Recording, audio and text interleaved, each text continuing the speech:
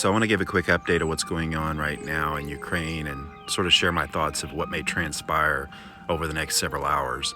As you can see by these numbers released today, Russia is experiencing far more loss than Putin anticipated going into this war.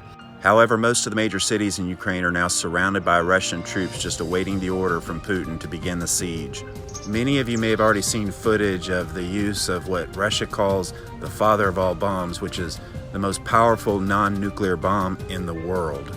Also known as a vacuum bomb, this thermobaric bomb is capable of explosions covering a 600-meter radius with very high heat intensity.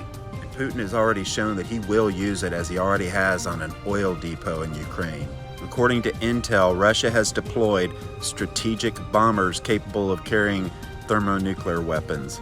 And regardless of whether Putin's intent is to use tactical nuclear weapons to take out military installations, in particular around Kiev or other types of installations, or to utilize strategic nuclear weapons, the city destroyers, any use of nuclear weaponry will most certainly begin World War III.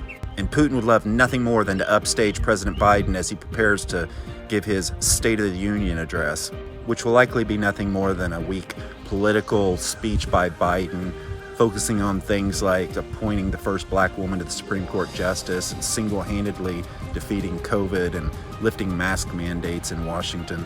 But make no mistake, I believe that Putin is about to give the order for a simultaneous blitzkrieg across all the major cities in Ukraine, which will likely be preceded by an intense barrage of rockets, missiles, and bombs. And Putin does not care how many civilian lives are lost. And as I've been warning for the last year, keep a close eye on China. Already in cahoots with Putin, President Xi is watching everything very closely that's going on in Ukraine right now.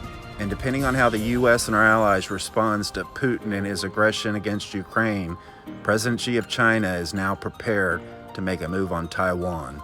And quietly over this past weekend, while the world is focused on Ukraine and Russia, China began military exercises in the vicinity of Taiwan, which is the exact tactic Putin used as an excuse to amass troops on the border of Ukraine before invading.